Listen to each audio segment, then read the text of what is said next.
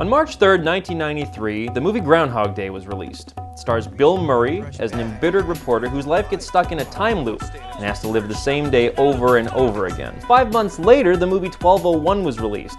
It stars Jonathan Silverman as an embittered office worker who gets stuck in a time loop and is forced to live the same day over and over. Here's the thing. 1201 was the original movie. Obviously, the makers of Groundhog Day knew this and got their movie out first. The whole thing was chalked up to the wonderful world of Mockbusters. Now, the 1201 Groundhog Day incident isn't unique. Hollywood's full of copycats and Johnny-come-latelys. They're examples of what's called a drafting opportunity, like in racing. One car tucks in behind another. 2 cars can go faster than one.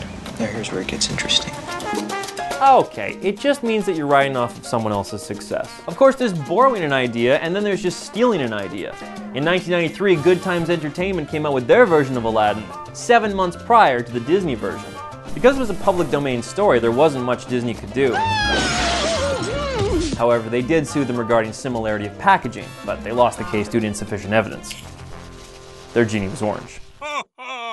Empowered by the wind, Good Times released multiple clones, including Snow White, The Little Mermaid, and Leo, the Lion King. From here, Mockbusters were off and running, and companies started a cat and mouse game of how much they could rip off without ripping it all off. One of the most famous and successful groups of thieves is the Asylum.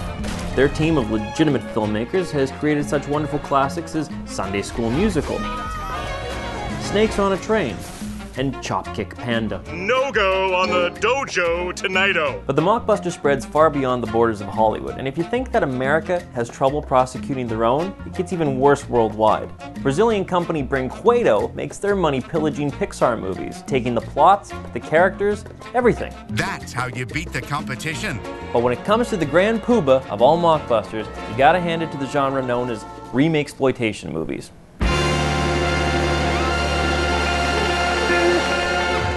Popularized in Istanbul during the 1970s, oh, that's okay. During the 1970s, crafty filmmakers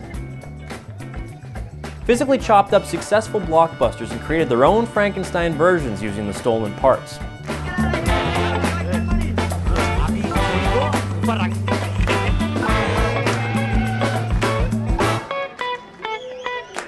Sometimes they would steal the concept, as in Brazilian Planet of the Apes. Sometimes they would steal footage, as in Turkish Star Wars. And for Nigerian Titanic, they just stole the damn song.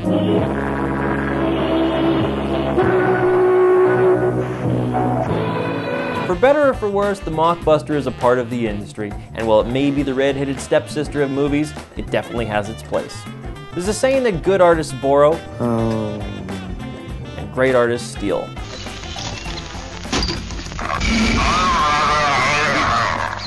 And this is a good thing. I mean, how else would we have gotten Indian Thriller?